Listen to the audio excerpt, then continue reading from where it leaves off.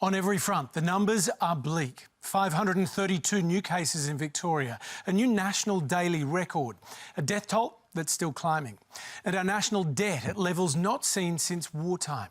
We are facing huge challenges that will last a generation at least. So how do we find our ways out of this? We know you've got lots of questions tonight, so let's get you some answers. Welcome to Q&A.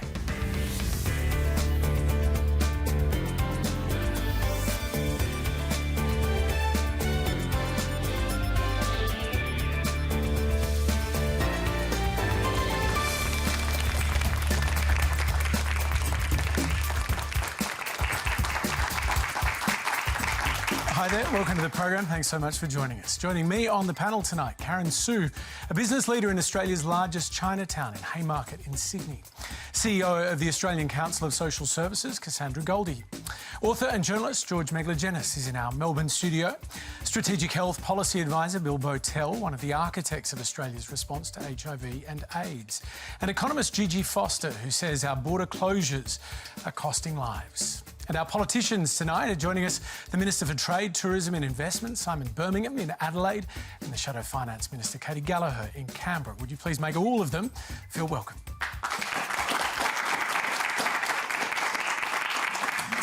And remember, you can stream us on iView, YouTube, Facebook, Twitter and Instagram. Quanda is the hashtag. Do please play nicely this evening. Our first question tonight is a video from Jonty Hall in West Melbourne. Good evening. Clearly, we are not getting quite the same situation as much of the United States. However, the number of daily new COVID-19 cases in Victoria remains stubbornly high, with the single largest increase in a day recorded just this morning of 532 new cases. Do we just need more time for lockdowns and masks to work, or are other further urgent measures needed to curb the spread of this virus? Bill Bowtell, are we dealing with this urgently enough? No, we're not. And I think at the outset we've got to differentiate between what's happening in Victoria and New South Wales and what's happening in the other states of Australia and New Zealand. If you take Australia and New Zealand together, about 30 million people. Now tonight, more than half of that number are living in COVID-free jurisdictions because they saw the problem for what it was, and one way or another they've got to a situation where they've eliminated community transmission. So we're not talking about an Australia-wide problem, we're talking about a problem that's emerged in Victoria and in New South Wales, where the strategic decision was not taken, as it was in the outlying states in New Zealand, to eliminate local transmission. Now, the virus will find the weakest link, and because we didn't have that strategic goal, the virus has found a way to come back. We were too quick to come out of the lockdown, the first one. We did not advocate strongly enough the use of masks in the transition, and here we are. It's a very serious situation in Victoria, and I hope not as serious in New South Wales, but we cannot keep on doing this. We have to stop this thing here and now. Just to be clear, is it getting away from us in your view? Well, at 350 cases a day, yes, it is. 350 cases a day, 2,000 a week. That means there's a proportion of those cases who are people now who are very ill, who may be requiring hospitalisation, and a proportion of those who are seriously ill. Now, that imposes immense strains on our healthcare workers, from ambulance drivers all the way through to the doctors, the nurses, the hospital staff, and so on, and by implication their families. So this is not a good situation, and it's good to see that the Premier, the Prime Minister, all the resources, the money, the intellectual effort, the facilities are going to knock this down. So that's good, that's tremendous, and we've all got to get behind that and bring it down. The question is, though, do we bring it down to the same low level we had a few weeks ago in Victoria and New South Wales, and then go into another cycle of rinse and repeat and have a lockdown 3 come at Christmas? I'd rather this Christmas was COVID-free in New South Wales and Victoria, like we hope it will be and remain to be so in the rest of the country and New Zealand. We have a choice now in front of us. The experiment's been run in real time from March through till August now, and we know what works and we know what doesn't work so well. So let's get on with it and let's just knock this thing out. Gigi Foster? Completely disagree. I feel that, in fact, it's a fantasy to believe that we can, in fact, eliminate this virus, whether just in Victoria and New South Wales or across all of Australia. And there's no real end game in sight. If we did eliminate it, then we would have to commit ourselves to living basically isolated from the rest of the world until such time as there was a vaccine or some other brilliant discovery came about that would protect us, ad infinitum against this thing. And I just think that's an unrealistic vision. I think that Australia can follow in the footsteps of many other countries in the world, some of which have not had lockdowns as strict as we've had here, such as, again, Sweden, and look at the death tolls in those countries that have had proper first waves. Let me pull you up there. Yes. Sweden has had 5,697 deaths. Absolutely. Correct. Are you comfortable with advocating that for Australia? I am comfortable with saying, let's be data-driven in our policy choices. Let's look at what's happened in other countries. Sweden, yes, asymptoting death count to about 6,000. In the UK, asymptoting to but about the economic 50,000. payoff is not there currently. GDP is down almost 7% in Sweden. Unemployment is at 9% as of May. Yeah. I mean, the advantage is not there. Well, it's very, very early days, first of all. And secondly, we're also having huge economic costs here. And these costs are going to be with us for a generation, Hamish. And people are But how can you point to Sweden and say there's the model? Well, if you look at what's now happening, again, to those death counts, right? They're asymptoting around the world in every country that's had a proper first wave to somewhere between 0.05% and 0.1% of the population. That translates in Australia to about 12,000 to 25,000 deaths of people who are predominantly elderly and or immunocompromised, but it's a body count. Now, if we were to let this virus do what it has done in Sweden, which was by no means a no restriction situation, there were definitely restrictions on what people could do. There was endogenous reaction by people. They chose to do things differently. If we had that sort of death count here, that would be about 12,000 to 25,000. In Victoria today, there were 6 further deaths announced. There are 44 people tonight in ICU, 245 people in hospital. I mean, this is just heartless. It's horrible, and it's horrible what is happening to people. Why are you advocating for them to die? I'm not advocating for anybody to die. I'm advocating for the least people to die as possible. Because what we're talking about now, what Bill was just talking about, is exclusively about COVID-19 related deaths and suffering. What about everything else that kills people and makes them suffer?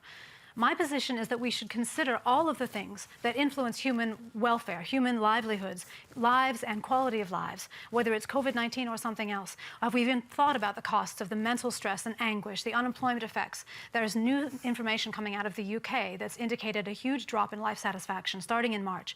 If we translate that to the Australian population, we'd be talking about a loss of about 100,000 life years, healthy life years, sacrificed for every month of lockdown here. And that's just mental stress. Can I say, Hamish, that we represent thousands of community organisations on the ground around the country who are doing everything they can to keep people safe, to protect people from the ravages of what happens when you lose your job.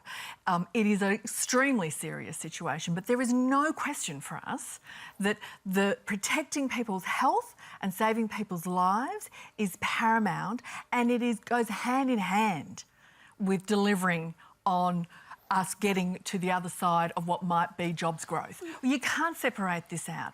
The reality is the economy is a group of people. People are making the best decisions they can at the moment, overwhelmingly trying to look after their friends, their loved ones, to try and keep the jobs and business doors open.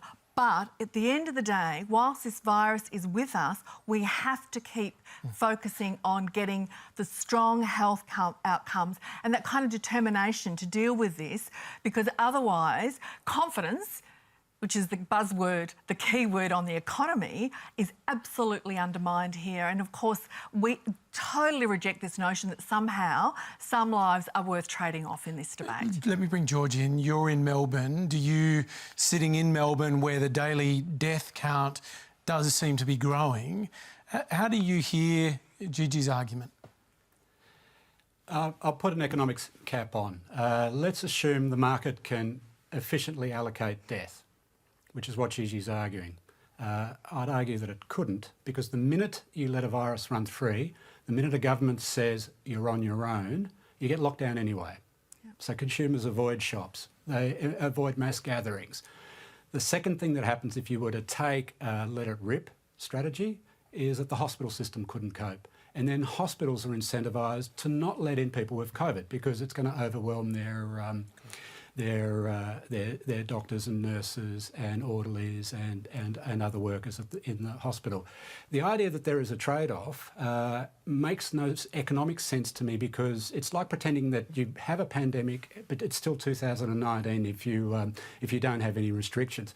Australians actually did demonstrate in the first wave, in the first lockdown, that they're quite willing to be led on this stuff, and we're actually pretty good at flattening that curve the first time around. Obviously, there's been extraordinary blunder in Victoria and an extraordinary series of unlucky events in Victoria too. So, when you look at sort of responsibility, I'm not in the blame game. When you're looking at responsibility, there are things that were avoidable and there are some things that probably couldn't have been foreseen in Victoria, and that's that the thing would move as quickly as it did through the community.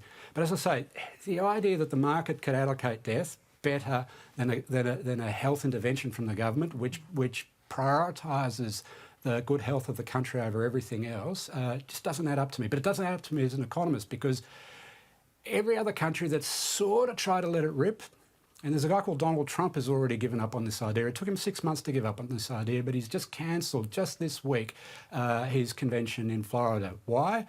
Because no one will go to that event because they don't trust the thing while it's still out there, that is the virus, and if the government doesn't have their back, people won't go out anyway. So, look, I want to stay in my lane and talk about Victoria when I get the chance, but just the economic argument doesn't add up to me because you can't just say, I'll cop 25,000 deaths and I'll avoid another 30. It's just not the way the world works. That's true, isn't it, Gigi? I mean, the 20,000 versus 30 is exactly, you're making my argument. It's the 20,000 we're giving up. If you've heard of the trolley problem, right? The trolley problem was where there's a trolley going along and it's going to hit 10 people unless you change it to the track that hits 1. And you can look that one person in the eyes, you know exactly who that person is. Do you change the track? I change the track. Bill? Well, the evidence has been run in real time. The Swedish example is a fiasco. The Prime Minister of Sweden the other day apologised for what had happened. 2,000 Swedish expert epidemiologists, economists announced what had happened. The economic outcomes in Sweden were no better or worse than their neighbouring countries. The idea of locking old people in aged care homes, not allowing them to be treated in hospitals, as became the norm in Sweden, is, or should be, abhorrent. The job of governments is to make people's lives healthier, wealthier, happier. You cannot segment out one sector of the population and ask them to undergo great misery, suffering, death, in the interests, the spurious interests of saying all the rest of us will benefit. That is not how societies work, and it should not work in Australia. It can be discounted. The evidence is overwhelmingly clear. The debate, in my view, is finished. We've just got to get on with the job of doing in New South Wales and Victoria what has been done in the outlying states and New Zealand. Where would you rather be tonight if you're in a job in a restaurant owner in Melbourne? Would you rather be opening up tomorrow in Melbourne or in Auckland? Where would the customers of that restaurant rather be? In Melbourne or in Auckland? I think they'd rather be in a COVID-free environment. Bill would be the first person to say, though, that we've got to make sure that if you are losing your job, that you're going to be okay. Yep. And, of course, we had what was that really important doubling of the job seeker, that lifeline unemployment payment that was delivered in order to give people some sense of security, to keep your head above water, make sure that you're able to afford some fresh fruit and vegetables, I'm going to stop you there because we have a question on precisely that. It's from Brian Tran in our audience. Given the situation in Victoria right now, it is clear that many individuals, including my family, will suffer economically from this new lockdown. It is clear that the economic recovery is now a long-term process. Now that many individuals rely on JobSeeker, would the government now support a permanent increase of the coronavirus supplement to the current JobSeeker payment rate? If many are still reliant on the program and we decide to remove the supplement, wouldn't there be huge repercussions in terms of spending in the economy as well as many families suffering? Cassandra, I'll come to you in a moment, but Karen, so do you worry about taps being turned off already? That's the argument that's being made about the changes being implemented around JobSeeker and JobKeeper. Look, I think, you know, this is incredible, the time that we're in, and I think businesses, particularly small businesses, are just, you know, they're being led by government on how they can do business, if they can do business. JobKeeper has been incredible for some of them, but they're also struggling because, as you said, you've got a lot of people that are unemployed and then they're not sure which way to go too because of safety. You've got then some employees that are wanting to stay home and not go to work. So how close there's a real conflict. How close to the edge are the businesses you work with, deal with? Look, I'm aware of some businesses that that would have 250 staff, have got one person on site. And then I'm aware of other businesses that are like I made mention, co-working and some of the startup businesses, because they've got really tight communities and they're trusted. They know who's coming into the places. There's an understanding of their relationships. They're actually starting to reform. So I think particularly for retail businesses that are trying to understand, you know, what is safe, how do they negotiate employment with people that are not wanting necessarily to come back to work because of the safety issues, and then, but then they need to function. So I think it's a very challenging time. This was a question, Cass, about JobSeeker, particularly in the longer term. Well, and the huge relief to families and individuals when the government absolutely did the right thing and doubled that JobSeeker payment so that it was not generous, but enough to cover the basics. You know, you could know that you could put 3 meals on the table, not one, for you and your family. Of course, there's over 1 million people on temporary visas who don't have access to that yet, and that must be fixed urgently if we're to take the health crisis seriously and people's sense of well-being. But that increase now needs to be converted into an adequate, permanent Social Security arrangement so that every individual and family does have enough. So what's to live. adequate in your view? And so we've been very clear in saying to the government, you need to deliver an adequate increase to JobSeeker that is permanent. For many people, they are now needing every dollar that they're getting, and in some cases so more, what's particularly adequate? those with children. So we've said the absolute minimum would be $185 per week as a base rate increase, but in many cases it will need to be more. Most people need every dollar they're getting right now. And at the moment, we just need to give people confidence and certainty. So for now, if the government says we don't want to fix the whole social security system tomorrow, keep this supplement in place until we convert it into a permanent increase. But what we didn't need was what the government did, which was to say, well, we're going to cut it, $300 per fortnight. That's a massive cut to families and also to the economy, and no certainty beyond Christmas about what will happen. And so we're urging the government to make sure that our social protection, social security is adequate and permanent, because the reality is, Hamish, we had over 800,000 people who were unemployed before COVID. We had 70% of those people who had been unemployed for over a year. Terrible. On a brutal $40 a day. We've now actually broken through that shocking treatment of people. And right now, when we talk about confidence, we talk about having people's back, that is one of the clear things that is within the government's control to fix, and we should just do it. Let's put that to the government. Let me bring in Senator Simon Birmingham, who's in our Adelaide studios tonight, and Katy Gallagher, the Shadow Finance Minister, who is in Canberra tonight. You heard it very clearly there, Senator Birmingham. This cut that is coming to JobSeeker, $300 a fortnight from what it is currently, will impact not just those people, but the economy as a whole. Why are you taking that money out? Hamish, we're putting enormous additional resources into the Australian economy. We've seen an injection of some $164 billion of direct financial assistance, the vast majority of that flowing through in terms of direct household assistance through JobKeeper and the additional JobSeeker payments. Now, the additional supplement that was there for JobSeeker continues through, as it currently is, all the way through until essentially the end of September, and then continues still as an additional supplement, not at the same rate, but still an additional supplement all the way through until December. And that's the question. Why are you reducing it? I mean, you're aware of the implications for the individuals, but also the broader economy. Why cut it?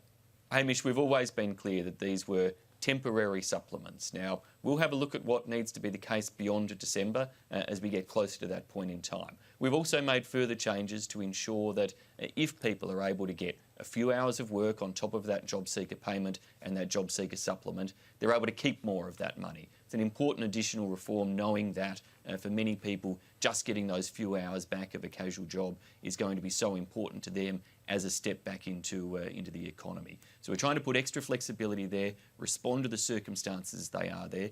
As always, there's still the additional payments of family tax benefit for people with children, of rental assistance for those in rental accommodation that flow through on top of those payments as well, which ensures that for the vast majority of recipients, they do receive additional payments there in addition to the base payment and the supplement that's continuing right through the rest of this year. Katy Gallagher, does Labor support this move?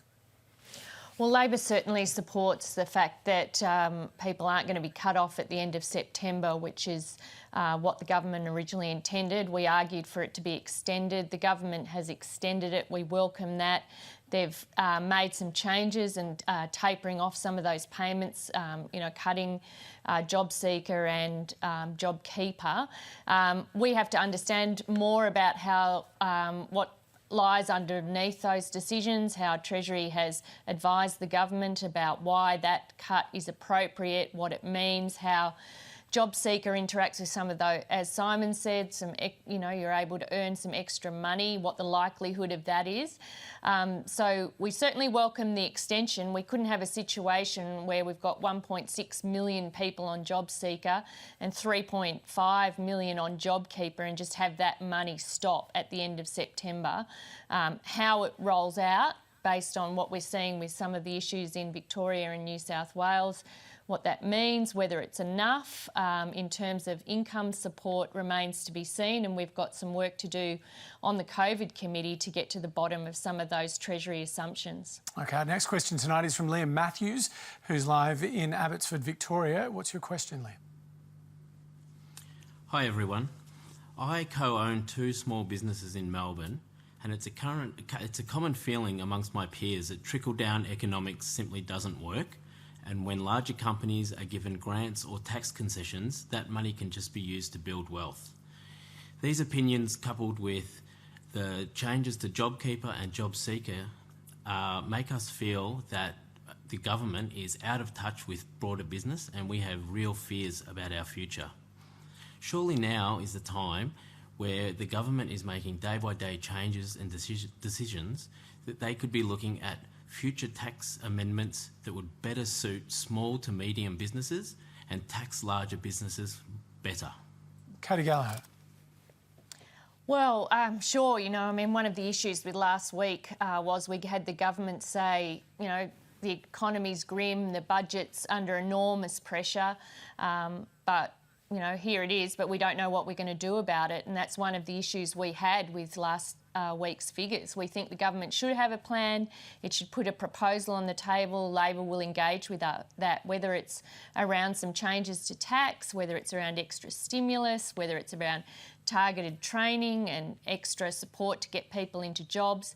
We want to engage with the government with a recovery discussion, but at the moment there's nothing on the table, and last week we were told, well, you can wait till October to find out. And in the meantime, 240,000 people, these are Treasury figures, 240,000 more people are going to lose their jobs in the lead up to Christmas. Well, we say that's not good enough to the government. What is your plan? How are you going to support small and medium business? And how are you going to get people into jobs, protect those that have them, and look after families that are really doing it tough? And at the moment, it's the sound of crickets coming from the government. There just isn't a plan on the table to engage with. Senator Birmingham. Well, look, I reject really the tone of the question there. The assistance we've provided to date has been absolutely squarely targeted at either individuals and households or small and medium businesses. We've provided payments of up to $100,000 targeted to small and medium businesses, none of that going to big business, all of it going to the smaller end of town to help those businesses survive. We've provided JobKeeper, as I said, as part of $164 billion worth of direct financial assistance, and that's scaled no matter what the workforce is. It's there for the number of employees, and every single dollar passes through a business, whether it's a big business or a small business, into the hands of those employees to support. But this, with respect, Senator, this was a question about what you will do going forward, and the point's been made by Katy Gallagher that there is not a clear plan from the government, and we're being told to wait until the budget. Well, I reject that too, Hamish, because coming forward we've got just in place, we've seen in terms of taxes, which was part of the question as well, a tax cut focused on small and medium-sized businesses for company tax. Not for big businesses, but for small and medium-sized businesses. There are other tax cuts flowing through to households and individuals. Now, on top of that, we've announced additional funding for skills, additional funding into the construction sector, additional funding to make sure that Australia is a more attractive place for films and entertainment to occur as massive employers in those sectors. We have been working through sector by sector carefully to make sure that we are stimulating future economic activity, and we'll build on those plans in the budget to come as part of our ongoing consultations. This is not a, unwrap it, here is the plan and the solution. This is about dealing with the biggest economic challenge the world has seen since the Great Depression, and we're going to continue to release plan after plan in terms of the details for each sector, the details for the different parts of the economy as to how we lift skilling in this country to meet the needs of the future. And just today, the Prime Minister announcing I can see Katy new Gallagher input. shaking her head furiously there.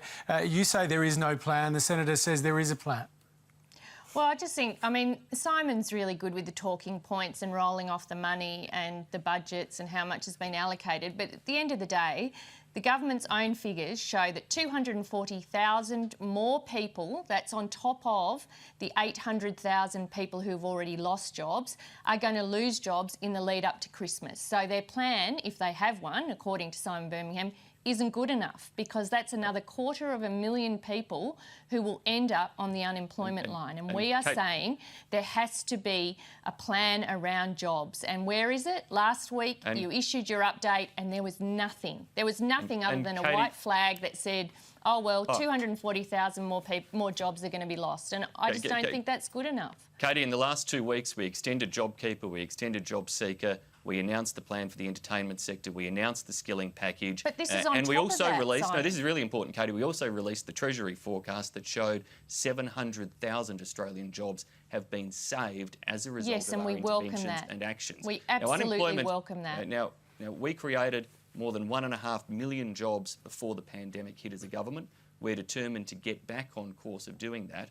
But this pandemic was certainly not of our making, not something anyone could predict. And we're going to work day and night to try to help Australians through the crisis, save their lives, save their jobs where we can, and then rebuild new opportunities in the economy as we emerge from it. Let's take our next we look question. forward to hearing about it. A video from Year 11 economics class at Shell Harbour Anglican College in Shell Harbour in New South Wales. As Year 11 economics students, we will have to pay back the massive amount of government debt. We want to know by how much the current JobSeeker and JobKeeper payment will increase our tax burden in our future years. Simon Birmingham. Well, our aim is to make sure that we grow the economy, not to have to increase taxes on Australians. What we want to do is keep that tax burden low, because we know that's necessary to grow the economy. But the reality is this is a generation that is going to be, in part, paying off this debt for most of their working life. That's the truth of it, isn't it? And Hamish, as generations following World War II faced enormous government debts that had been incurred then, and the solution was economic growth, not higher taxes on those generations. Let me just bring some of our panel in on this, Senator Birmingham. George Megalogenis, what would you say to these young students? It's a very good question. So the thing I'd say is I wouldn't worry about the debt so much at the moment, because the debt is only about a third of the total size of the economy. It's about 36% of GDP. The reason I'm using that number is to put that number in perspective. The interest bill on that debt is less than 1% of GDP. So the money that the government has borrowed essentially to protect jobs and to sort of save the health of the nation can, as you look forward to the next 10, 20, 30 years, be reinvested in the economy and should be able to return something more than 1%. In fact, if they can't get 2, 3 or 4 or 5% return on that, They're not even trying. But I think the more fundamental question is, what does the government think comes after this pandemic and the recession that's attached to it? So this is the single biggest shock to our standard of living since the Great Depression of the 1930s. Now, Simon alluded to what happened after the end of the Second World War. Well, essentially what happened coming out of the Depression is that the government decided that it needed to be more active in the economy. And I think when you look at the last 30 or 40 years, and you might have learned it in your economics class, that we've gone through a period of globalisation and deregulation where the government did less and the market was trusted to do more. Now that era is pretty much over, and it began to fracture and unravel with the global financial crisis of 2008, 2009. And now, of course, this pandemic, coming out of this pandemic, the idea that you just turn the tap on again and let the market settle everything after the virus is eliminated or we found a vaccine doesn't seem to add up to me. So the question is not, what you do with the debt from one year to the next, is what the government thinks its role in the economy is in the next 10, 20 or 30 years. And I think you'd be more confident of the future if they knew what they wanted to do with their part of the economy. And as I say, I think they're going to need to be more active. And the other point, if you think back to the 30s, the commitment that both sides of politics make, in fact, I do feel for Robert Menzies, if he could hear this conversation, be rolling in his grave at the moment that a coalition government accepts an unemployment rate of 10%. What happened to both sides of politics through the Depression and into the Second World War is that they set a goal for full employment and they achieved it for the next 20 years. So that's the vision you'd be looking for. You wouldn't be arguing the toss at the margin about an extra 10 billion here or an extra 10 billion there. You'd actually be looking for a plan for full employment. Now, if you couldn't pull off full employment, you'd have to explain why. Nodding furiously here. You agree? I completely agree. I mean, I think George did a very good job setting out the argument of why we wouldn't worry about debt per se. And indeed, it is the growth and the involvement of the government in stimulating the economy out of the recession that we need to look for now in the next 5 years or so. And if I were a Year 11 student, I wouldn't be as worried about the debt as I would about what's happened to my schooling in this COVID disruption. So, Katy, Gallagher, are you prepared to consider a totally different role for government going forward, a totally different view of debt, as is being suggested here? Well, I think in terms of the debt and the debt debate, what we've seen in the last week is, the hypocritical status from the government on debt. It was terrible when it was Labor's debt, but now we have this debt. It's entirely manageable. I would hope that what comes out of this is a bit of more honest political discussion about debt, the role of government, the need to invest in the economy, particularly from the public, when private investment is weak or disappearing, and that's the situation we're in now.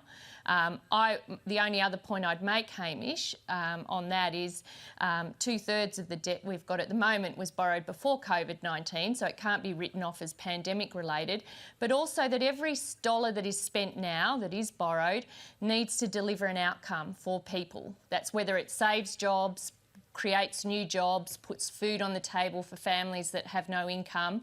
That is what we need in terms of government investment and government spending, and we need some honesty about it from the government and about what's manageable. Senator Birmingham, the argument that's being put by George is essentially you're tinkering at the edges here and sort of failing to meet the big challenge. Do you acknowledge that? No, I don't accept that, Hamish. I don't accept either George's claim that we somehow are accepting of a 10% unemployment rate. First and foremost, we've tackled this pandemic to save the lives of Australians, and by and large, Australia has been incredibly successful, with challenges, as were acknowledged at the head of the program, around Victoria. Secondly, we've worked to try to save the jobs and the economy of Australia, ensuring firstly that we help individuals, families, households to get through it, but also that we've preserved that productive capacity by ensuring we haven't had massive business failure. I mean, what's often not acknowledged is that JobKeeper, together with rent relief, together with repayment relief for many businesses, has been about trying to avoid massive failure, which would have meant, if it had occurred, that when we reopened the economy, businesses weren't even there to re-employ Australians. And we're seeing that sort of disruption in other parts of the world.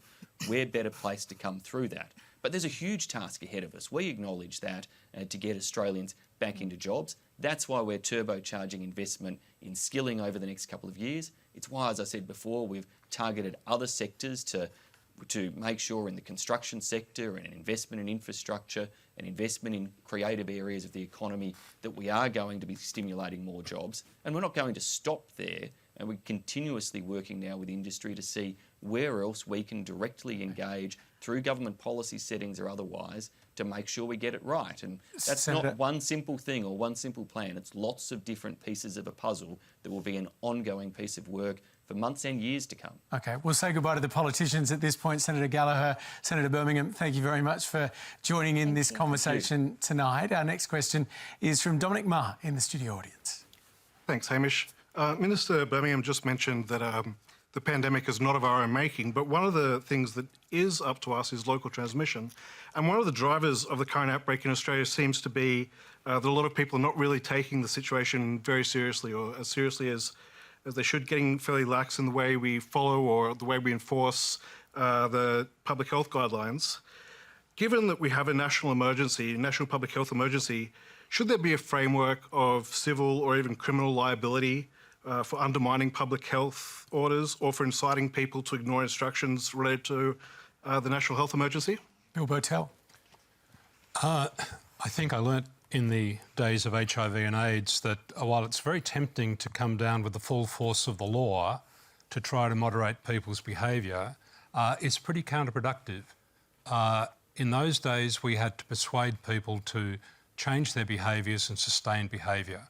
And in relation to HIV, say with sex, that meant at 2 o'clock in the morning there was not going to be a policeman moderating the decision between two people about whether to use a condom. Now, we're faced with much the same problem here, that we have to persuade people to change behaviours, and some people are resistant to that. But they have to be persuaded, they have to be brought into it, and they have to understand on their own behalf why they're doing this and why it's in their interests and the community's interests. So while I appreciate what the question is trying to say there, I think there's got to be a social pressure that falls behind the behavioural changes we need. But George, you're seeing it there in Melbourne, obviously people adapting very quickly to the masks, but people also reacting to it, you know, storming into a Bunnings, for example, or, you know, filming themselves at a border check. And this sort of stuff, when people are making huge sacrifices themselves, is horrifying to many people, isn't it? Well, Hamish, can I go with a vibe on this thing? Victorians were all in for lockdown for about 6 or 7 weeks, and then they started making their own rules. They were sort of detecting loopholes. They sensed that the political class was about to declare mission accomplished. And I know it became very difficult towards the end of that first phase of the lockup. And in fact, I know Dan Andrews, when he did lift the restrictions, we'd sort of already lifted them off ourselves. That was phase one. Phase two, this one's been much more problematic, I think, for the government, partly because, you know, right up front, let's acknowledge the blunder in the hotel quarantine. So the virus got out. Now let's acknowledge the responsibility at both the federal and the state level, especially at the federal level on aged care, and also the industrial relations framework that sends people to work when they've got symptoms. So these are big issues. But there's one thing, and I want to draw back and maybe play the journo and throw a question back to Bill, if I could. Go for it. One thing that seemed to be missing at the start of this was that the Victorian government, and this is the government you would have assumed would have got this more right than any other state government, because it was socially progressive, it identified with multicultural communities, it identified with vulnerable communities. But the messaging about you know, wash your hands, maintain social distance, and if you've got a dry cough, go and get tested. That message was very top down. It almost assumed that if you had to be tuned into ABC 24 every day to see the Premier and the Chief Medical Officer deliver that message.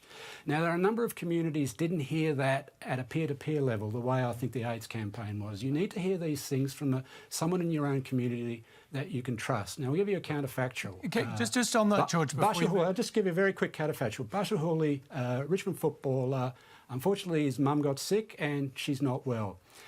The little message he gave to his community to get tested, that had, and the club has now got some media monitoring done on it, up to 24 million media users were in a position to see that thing on internet, print, radio, and to hear it on radio and in TV. When you localise the message, when you get down at a community level and tell the community on its terms what you need to do, I think you get much better outcomes than the things we've seen. Now, And can I say, granted we've made some mistakes, George, but we need to learn from these mistakes. This is a theme that we have heard over and over again from community organisations and community partners, that we really need to learn from the very best of what Australia did in responding to the HIV/AIDS crisis, which was about putting front and centre the groups who have most at risk, to help lead the communication, the planning, not a top-down approach, to have that as a genuine partnership with those community leaders are really wanting to be a part of the solutions. I need to bring it's been Karen patchy to... about to what extent, even on the basic communication plans, we've had that kind of replicated this time around. It's been much more top-down and many people have been excluded from it, and trust is really key. I need to bring Karen Sue in on this, because you've got some strong views about the way this has been handled, but also the way stigmatisation has impacted certain communities. Yeah, look, I think the pandemic, there's obviously been, we talk about multicultural communities, obviously there has been a surge in racism. And what we've found is, in the US it's 10 times.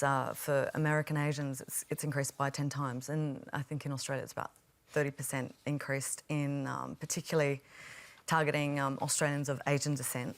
But I think the challenge with the pandemic is that it's an incredibly emotionally charged time. There's a lot of fear, there's a lot of uncertainty.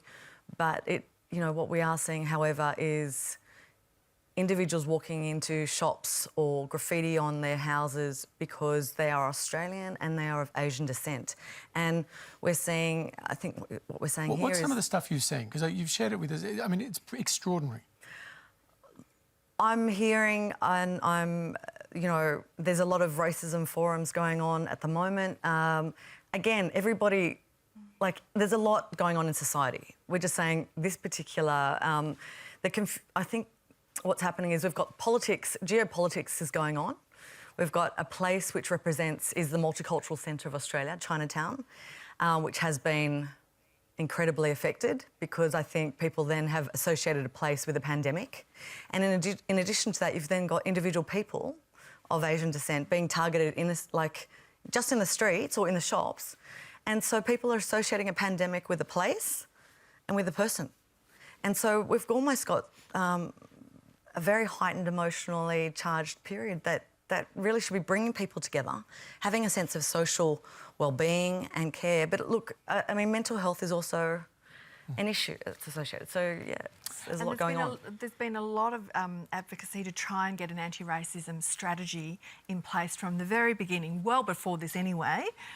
Yes. These are moments when these issues flare in communities and we can either become more and more divided or we actually can really take this very seriously, that we've got choices about which futures we set off on here.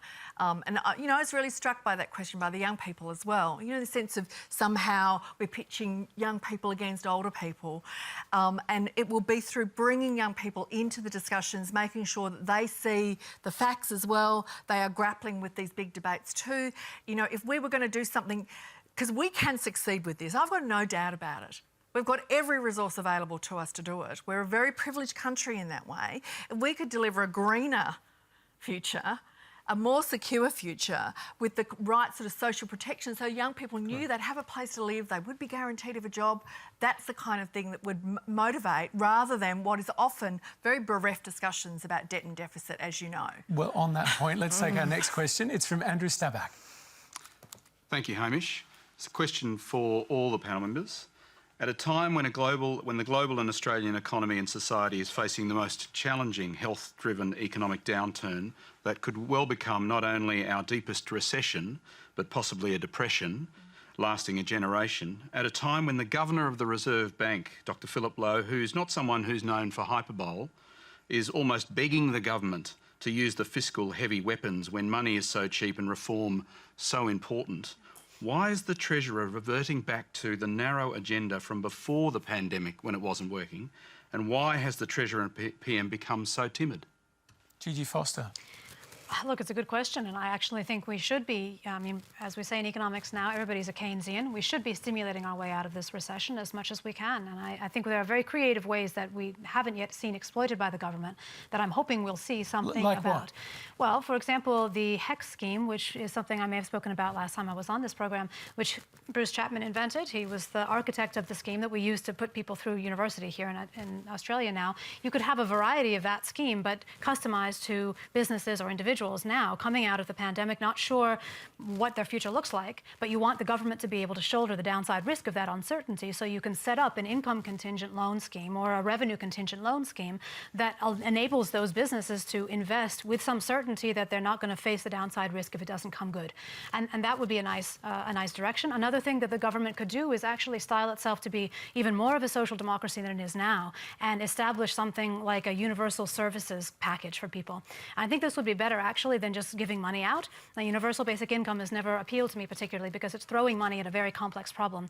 And one of the sources of the complexity often is just overloaded responsibility on families that don't have the resources to cope. So for example, universal childcare would be something I'd love to see in this country, and it's something that's done in a couple of countries in Europe, and it works reasonably well. It's got both an employment benefit because the parents can go back to work, and an educational benefit because you can invest and you can also train people for those jobs. So in addition to the kind of green revolution type jobs that I would like to see, that's an area where I think the government could do very well to borrow right now. So does this argument that, or this position that Josh Frydenberg, the Treasurer, has put about, you know, admiring and respecting Maggie Thatcher and Ronald Reagan and taking inspiration from them, does that hold water in terms of trying to build our way out of this moment? Look, I think it's unfortunate in some ways that he chose this moment to invoke those names because it's going to generate a backlash. At the same time, we know that the private sector is the place where the highest profits are earned and that creativity and innovation often are nurtured and developed in the private sector.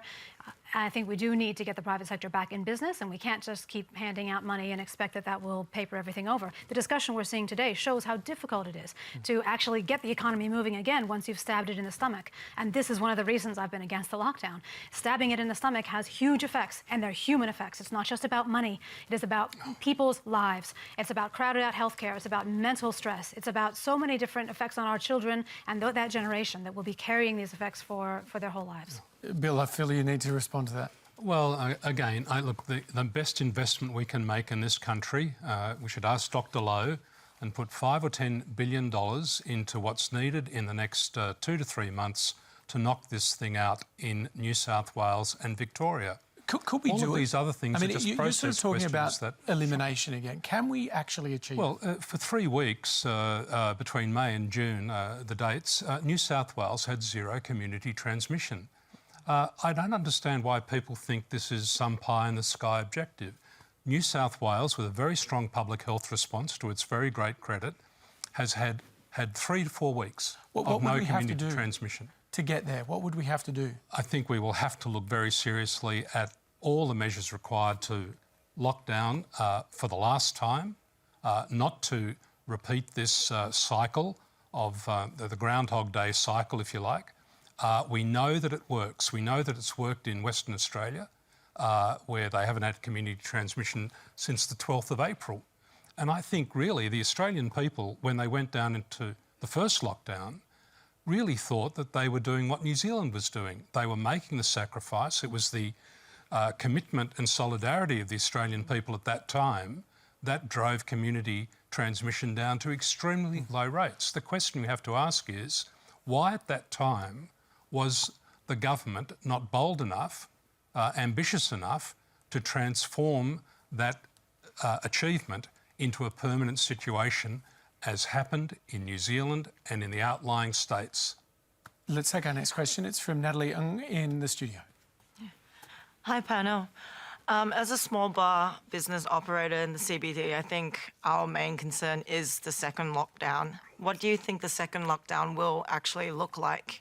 And what do you think that impact would be on the hospitality and tourism industry? Let's just step through this. You've got a small bar, you've reopened, you survived the first time round by doing delivery stuff. I mean, if there is another lockdown, do you think you'll go bust? Is that the reality? Oh, it's always like, there's always a potential for it. And I do feel when Gigi was saying it, it's so scary. And I've seen many of my staff, and it's such a small community as well. I've seen a lot of mental health issues, a lot of students having to go home because job seeker is just not there for them. So do you find yourself being torn between these arguments? Exactly, yeah. So I'd like to kind of get maybe like a clearer understanding of what the second lockdown would look like and how that would impact a small business like mine. George, you're in Melbourne where there is a second lockdown. How hard is it? It's actually, to be honest, it's knocked the stuffing out of the state, and you could see it in Dan Andrews' face when he presents every day. In fact, I've got a lot of respect for what he's trying to do at the moment, but I think he feels what we feel, that a second lockdown is a form of policy failure, and we shouldn't be in this position. Unfortunately, we are, and we're going to have to tough it out.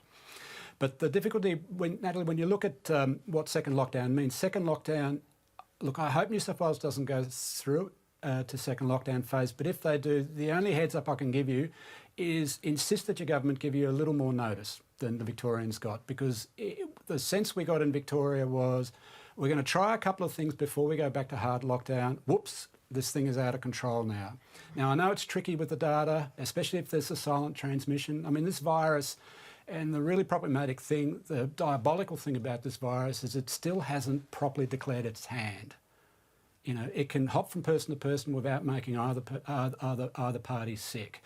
We don't know what the long-term health effects are for those who survive it, and we don't know if you can get it again. So there are all these things that are still unknown in the handling of this crisis.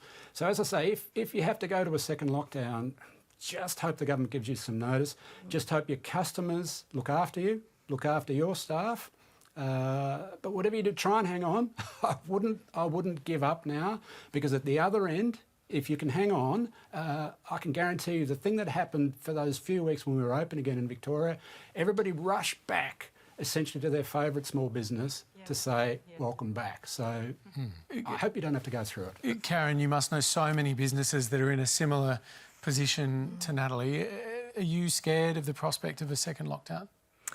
Yeah, I think everybody's scared about it, but I think we do agree that safety and the lives of everybody is more important than the civic duty that we have as a community. And I think the opportunity has been during this time that communities have really rallied together and they really do want to support and care for each other.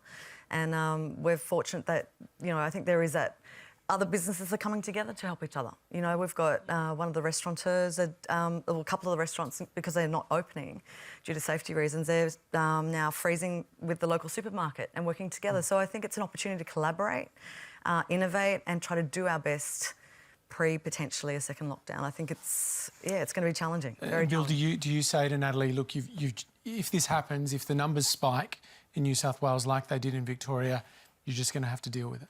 Well, of course. I mean, the virus doesn't obey Australian political rules. It isn't a nice virus. It obeys the laws of physics, chemistry and biology. It finds the weakest link, as it did in Victoria. Hopefully it won't in New South Wales, but it could at any time. And if we're prepared to kid ourselves that there is some stable level of coronavirus able to be maintained for the foreseeable future, well, that's just not borne out by any evidence or facts. The virus is either going up or it's going down and hopefully out. They're the two choices. We know what to do now after 4 or 5 months of experience to knock it out in Australia and New Zealand. It's not pie in the sky. Bill, knocking it out would make the life of people who run businesses a lot more predictable, a lot better, and we would see the sort of recovery that we're seeing now in New Zealand, that's taking place in Western Australia and in where Simon Birmingham is from, in Adelaide. Can I just ask you, Bill, what is the ultimate end game here? Because I've not heard on any politician's lips the idea of, oh, let's maybe open the borders at some stage.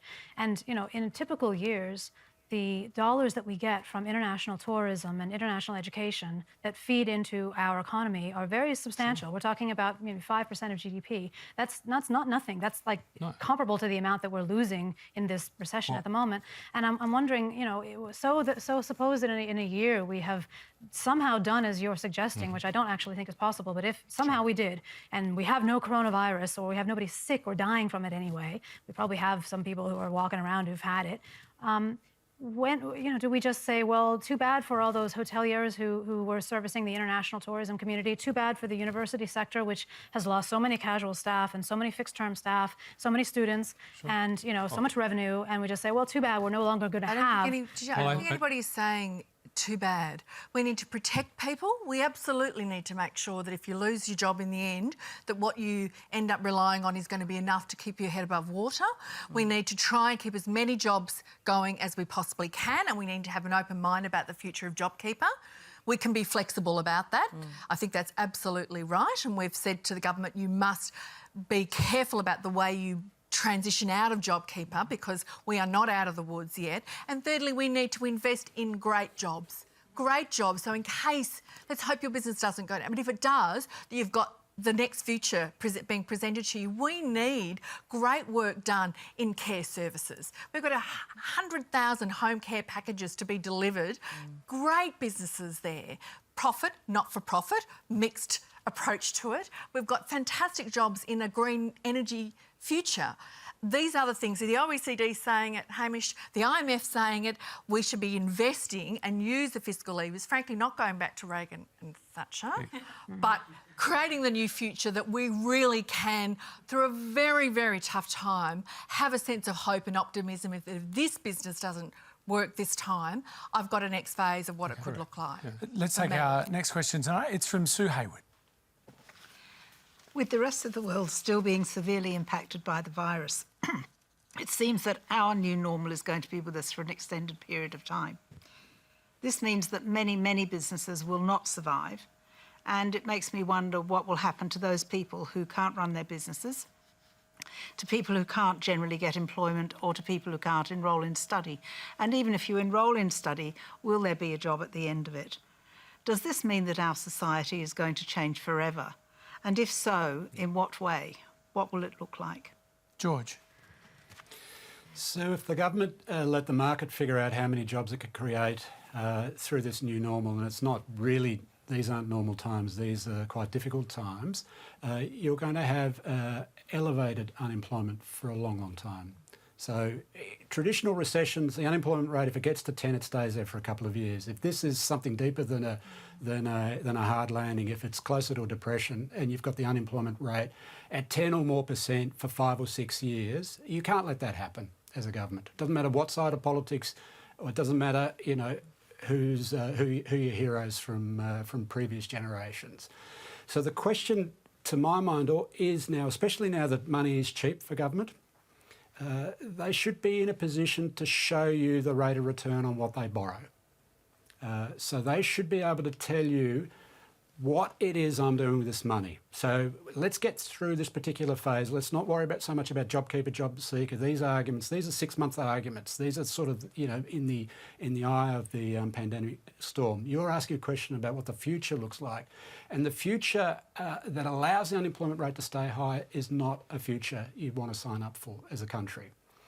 So this sounds very old-fashioned. And Royal Commissions, we've probably got too many of them, but you'd probably need a decent, well beyond politics, you probably need a decent inquiry into what a full employment society would look like in Australia in the next 10 years. Shoot for that and figure out where everyone fits into that particular conversation. The alternative is, that you and I might be able to figure out a way to, you know, earn 30 or 40% of what we used to earn from home. We might, you know, scrimp and save a couple of things. We might sell our record collections or our book collections or whatever. But that's not a life you want the next generation to have to not look forward to. As I say, I think as difficult as this time is, if the ambition is set at full employment, a lot more things become possible. Gigi Foster? I mean, I think, yes, we want an ambition of full employment, of course. I mean, that's what we expect of our governments these days. But the notion that somehow the government should decide you know, how many jobs in which sectors and then push for that through its own policies rather than having the private sector kind of discover where jobs are necessary to be. I mean, that sounds more like kind of a centrally planned system, and we know that that doesn't really work. So it's a collaborative system. No, except, Gigi, except just for the 2/3 of the economy at the moment that isn't functioning, within that idle labour, there's a lot that the government can redeploy in its own name. Okay, so I agree with you that men in there are construction, men in wonderful, infrastructure. you know, historical examples like the Green New Deal and, you know, the kind of situation in the 30s, which is something you were talking about before. The government in the US, you know, put a huge amount of fiscal stimulus in the form of jobs for people who didn't have jobs because they lost them. And I think this is a great idea. We have plenty of opportunity to do that. All I'm saying is that in the longer run, if we keep our borders closed, right, until there's a vaccine, if there ever is a vaccine against this thing, we have this restructured industrial mix in Australia. There's no two ways to think about that. We have to think about a new model. The greatest enemy here is nostalgia and looking backwards. The Australian economy, the 30 years of the boom, have gone. They have disappeared. They were the product of a plan that came in the 1980s, the Hawke-Keating government and the subsequent reforms. That's gone. The assumptions that underlie that plan have evaporated. The globalisation, the international economy functioning as we used to know it. So now we need Plan 3, the third plan since the war. And that will take all of the intellectual capacity that we have in Australia, the commitment of the Australian people, they've got to buy into it. And the economy that will be born now will be very different than the economy that we have been used to. We can do it. We can make a better economy. The question of borders. Look, in the world, the coronavirus caseload is going up like a rocket. There will be no opening of international borders, as people seem to think there will be. We saw in the last few days in Europe where they opened up the southern borders in Spain and then they had to shut them down again because, guess what? The virus kept going up. Now, we have problems also with the Australian borders. I cannot see the outlying states opening up to a situation where we have coronavirus cases of the level we have in Victoria and New South Wales. I don't see Western Australia doing that. Yet the federal government is in court at the moment trying to force the West Australians to open up. We are running out of time. I just want to give a final thought to Karen. Do you see anything in the future that looks more positive than what they're describing? Do you have any reason for optimism at this stage? I think this is a time for this universal pause enables us as a society to really review what's important. And I think as all people, I think it's really created a lot of equity and parity. So everybody's now looking at the homeless, is looking at multicultural societies. It's looking at everybody to say, how do we work together? How do we move forward? And how do we ensure that everyone can have a future together? And I think it's going to hopefully be, I am quite optimistic. I think it's an opportunity that businesses will review and innovate and work together, look at local communities. We'll be very local market driven until the borders are open. Once we are safe enough to function in a new way, that will be there's going to be a new way to operate in business. And that's exactly the plan we put forward. Local employment plans, investing in social housing, stopping people from being homeless forever. Yep. Energy jobs, you know, local investment where communities, private sector, local community leaders, multicultural communities come together with government and forge the future plans on a very big country. We're regions. At the moment, we're very regional, aren't we? That's the kind of approach we need, not centralised planning. Okay. I think we'll leave it on that note. A huge thanks to our panel, to Karen Sue, Cassandra Goldie, George Megalogenis, Bill Bowtell and Gigi Foster. Please put your hands together and thank them.